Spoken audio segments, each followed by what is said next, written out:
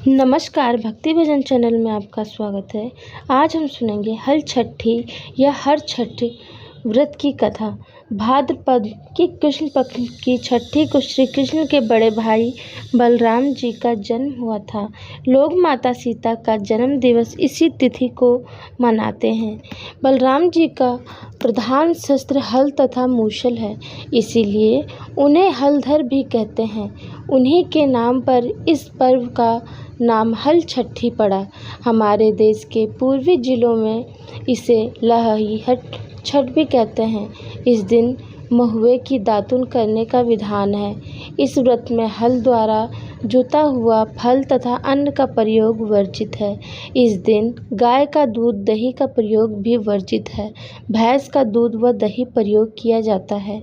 आइए अब हम सुनते हैं हल छठी की कथा। एक गर्भवती ग्वालिन के प्रसव का समय समीप था। उसे प्रसव पीड़ा होने लगी थी। उसका दही मक्खन बेचने के लिए रखा हुआ था।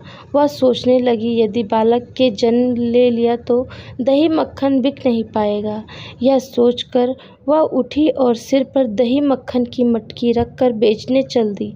चलते चलते उसकी प्रसव पीड़ा बढ़ गई। वह झरबेरी की झाड़ में ओट में बैठ गई। उसने एक पुत्र को जन्म दिया। अल्हड़ ग्वालिन ने बालक को कपड़े में लपेटकर वहीं लिटा दिया और स्वयं मटकियाँ उठाकर आगे बढ़ गई। उस दिन हर छठ थी।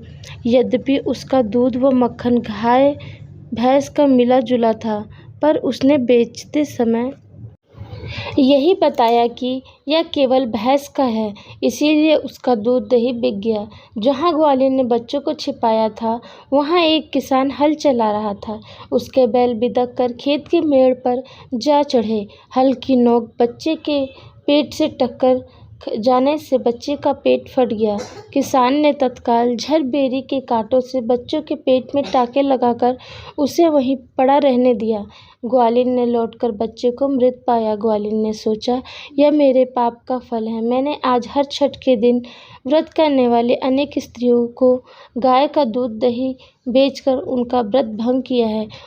उसी का मुझे दंड मिला है कि मेरा बच्चा मर गया। उसने सोचा कि मुझे लौटकर अपना पाप स्वीकार कर प्रायश्चित करना चाहिए। वह लौटकर वहां आई जहां उसने दूध दही बेचा था। उसने गली मोहल्ले में घूमकर अपने दूध दही का सारा रहस्य जोर जोर से आवाज़ लगाकर प्रकट कर दिया। यह सुनकर स्त्री ने अपनी धर्म रक्षा के विचार से उसे आशीष दी। जब वह वापस गई, खेत में पहुंची तो उसे उसका पुत्र जीवित अवस्था में मिला। उसी दिन से ग्वालिन ने पाप छिपाने के लिए कभी झूठ न बोलने का प्रण किया। बोलो छठ मैया की जय। चंद्र छठ की कथा। किसी नगर में एक सेठ और सेठानी रहते थे। सेठानी मासिक धर्म के समय भी बर्तन का स्पर्श करती फिरती थी। कुछ समय पश्चात सेठ और सेठानी की मृत्यु हो गई। मृत्यु पश्चात सेठ को बैल और सेठानी को कुतिया की योनि प्राप्त हुई। दोनों अपने पुत्र के घर में रखवाली करते थे। पिता का श्राद्ध था। पत्नी ने खीर बनाई।